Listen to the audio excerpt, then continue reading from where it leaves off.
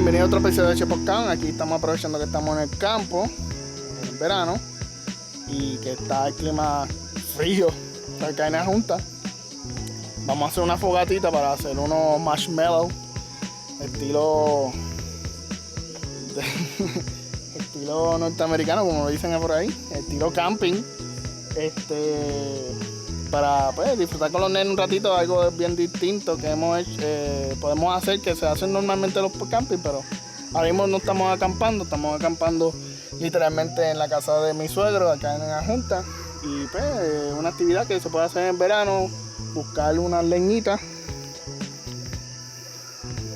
picarlas y hacer como una mini fogata y comprar unos marshmallows con unos pinchitos y disfrutarse de ese momento divertido entre el fuego, obviamente con mucha seguridad y vigilancia a los niños, y se puede divertir y entretener. Vamos a ver si funciona y lo van a ver.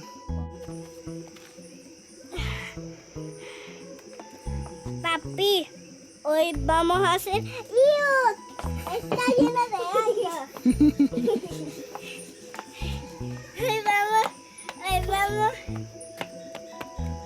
Hoy vamos a hacer una fogata. Estamos cortando los trozos de madera con el machete y con el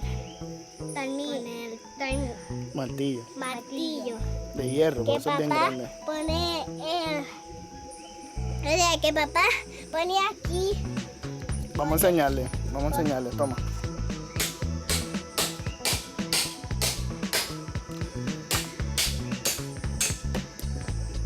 Ya se cortó. ¿Vieron cómo se cortó? Así es como le iba a decir. ¿Y qué vamos a hacer con eso? Pues vamos a hacer una fogata aquí mismo. Mira esto. Mira, mamá. ¿Y qué vamos a hacer? Poner en la fogata. Pues marshmallow. Y en la fogata marshmallow.